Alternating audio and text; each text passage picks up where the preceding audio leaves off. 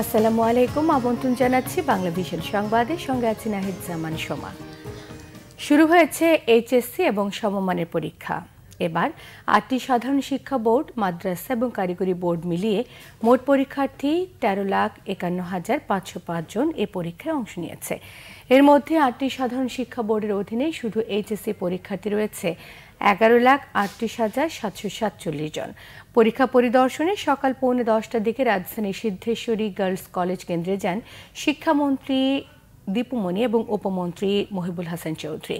এ সময় শিক্ষামন্ত্রী বলেন, গত এইচএসসি পরীক্ষায় কোনো প্রশ্নপত্র ফাঁস হয়নি, এবারও হবে না। পরীক্ষাকে কেন্দ্র করে সামাজিক যোগাযোগ মাধ্যমে গোয়েন্দা নজরদারি বাড়ানো হয়েছে। দীপুমণি বলেছেন, 1 এপ্রিল থেকে পরীক্ষা শেষ হওয়া পর্যন্ত সকল কোচিং বন্ধ রাখার নির্দেশ দেওয়া হয়েছে। জেলা এবং উপজেলা পর্যায়ে পুলিশ এবং প্রশাসনকে কোচিং বন্ধে নজরদারি বাড়ানোর কথাও বলেছেন দীপুমণি।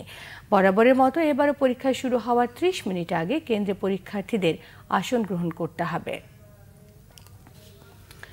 দর্শক, বিএনপি চেয়ারপারসন বেগম খালেদা জিয়াকে চিকিৎসার জন্য বঙ্গবন্ধু শেখ মুজিব মেডিকেল বিশ্ববিদ্যালয়ে নেওয়া হতে পারে। সেখানেই আছেন আমাদের সিনিয়র রিপোর্টার জাহাঙ্গীর আকন্দ। সরাসরি কথা বলবো তার সঙ্গে। জাহাঙ্গীর, শুনতে পাচ্ছেন? জাহাঙ্গীর, বেগম জিয়াকে হাসপাতালে নেওয়ার প্রস্তুতি কেমন দেখতে পাচ্ছেন?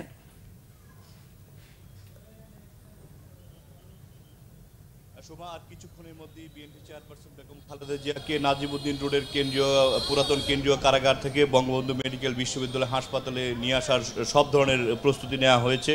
আপনি নিশ্চয়ই দেখতে পাচ্ছেন যে আমার পিছনে বিপুল সংখ্যক পুলিশ মোতায়েন করা হয়েছে এবং অন্যান্য আইন শৃঙ্খলা বাহিনীর সদস্যরা বেশ তৎপরতা দেখাচ্ছেন এই বেগম খালেদা জিয়ার আগমনকে কেন্দ্র করে। ডাক্তার জলিলুর রহমান চৌধুরীর নেতৃত্বে মেডিকেল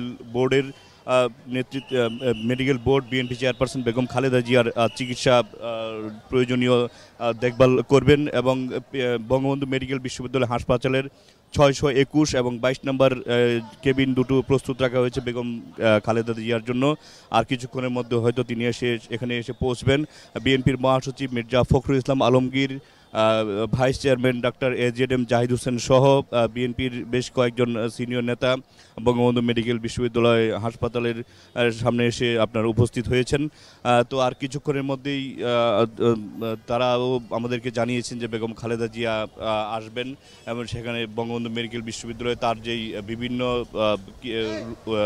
আর্থারাইটিস সহ যে বিভিন্ন রোগে তিনি ভুগছেন সে ব্যাপারে সেই সব রোগের চিকিৎসা তিনি নেবেন বলে আমাদেরকে জানানো হয়েছে।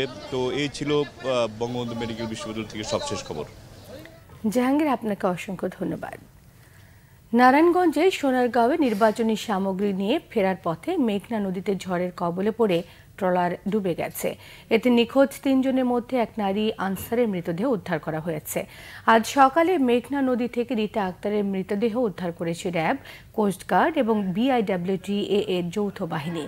এখনো নিখোঁজ রয়েছে আরও 2 জন। এর আগে রোববার সন্ধ্যায় ভোটের যাবতীয় কাজ শেষে নির্বাচনের দায়িত্বে থাকা কর্মকর্তাদের নিয়ে নদী পথে চর কিশোরগঞ্জের বালুরঘাট থেকে সোনারগাঁওয়ের বৈদ্যের বাজার ঘাটের উদ্দেশ্যে রওনা হয় ট্রলারটি। এই পর্যায়ে ট্রলারটি মাঝ নদীতে আসার কিছুক্ষণ পরেই ঝড়ের কবলে পড়ে উল্টে যায়। এ সময় ট্রলারে থাকা 19 জনের মধ্যে 16 জন তীরে উঠতে পারলেও পুলিশ এবং এক নারী আনসার সহ 3 জন নিখোঁজ হয়েছে।